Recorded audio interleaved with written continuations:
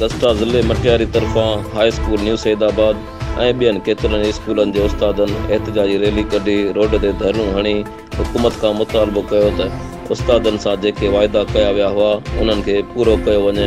सिंध जे हर उस्ताद खे ओतिरा ई हक़ ॾिना वञनि जेके पंजाब खैबर पख्तूनख्वा में ॾिनल आहिनि। दस्ता ज़िले मटियारी सदर खादिम हुसैन जतोई, शमसदीन चन्ना, अब्दुल वारिस उमराणी, ज़मा जमाली अजी आरब ख़ासकेली मीडिया सां ॻाल्हाईंदे चयो त असां गवर्नमेंट सां वाइदा कया हुआ मैनेजमेंट केडर तहत त उन सां वाइदो कयो त तव्हांजो टाइम स्केल डिस्टर्ब न थींदो ऐं तव्हांजो प्रमोशन जो रेशो बरक़रार रहंदो। सिंध गवर्नमेंट असांखे चई मिलनि था वटि असांजूं ॻाल्हियूं हली रहियूं हुयूं। आसरा आख़िर में सेक्रेटरी साहिब जेके बि असां मुतालबा हुआ एग्री लिखियो आहे पर जॾहिं CM सिंध खे असांजी ख़बर पई उन वापसि कई आहे।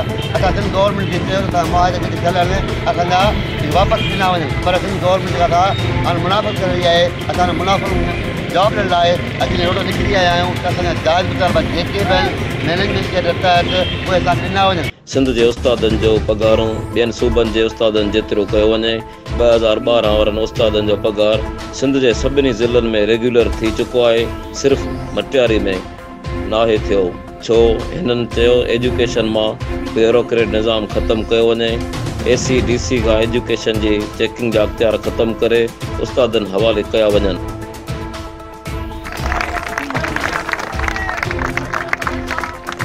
Makhdoom Amin Faheem all Sindh memorial cricket tournament जे अहम क्वार्टर फाइनल में जानबाज़ 11 ऐं सिंध बलोचिस्तान टंडोलार विच में थी। ॿिन्ही टीमुनि में सॼे सिंध जा चूंड बहितरीन रांदीगर शामिल हुआ। जानबाज़ पहिरीं बैटिंग कंदे हाजी मूसा राव जी शानदार बैटिंग सां 121 रन्सूं ठाहियूं। संदन 6 रांदीगर आउट थिया। हाजी मूसा 36 रन्सनि मां नुमाया रहियो। सिंध बलोच सनाउला 3 विकेट वरितियूं। जवाबी इनिंग में सिंध बलोच जे ओपनर असद शाह जानबाज़ जे बॉलरनि खे ख़ूब कुटको ॾिनो। असद शाह छकनि जी बरसाति कंदे 55 रन्सूं ठाहे आउट थियो। सिंध बलोच टंडोलार 8 ओवर ऐं 2 बॉलनि ते 6 रांदीगर आउट थियण ते टारगेट हासिल करे वरितो। जानबाज़ जे शाहजहान 4 विकेटूं वरितियूं। महिमान ख़ास सईद शाह, ज़मान शाह, रईस इमरान अहमद राहू, ॾाॾा इदरीस राहू, हुसैन बख्श काका, नदीम राजपूत, मज़हर शाह, अब्दुल अज़ीज़ काका मैच जे हीरो असद शाह खे ट्रॉफी ऐं धार रोक इनाम ॾिना।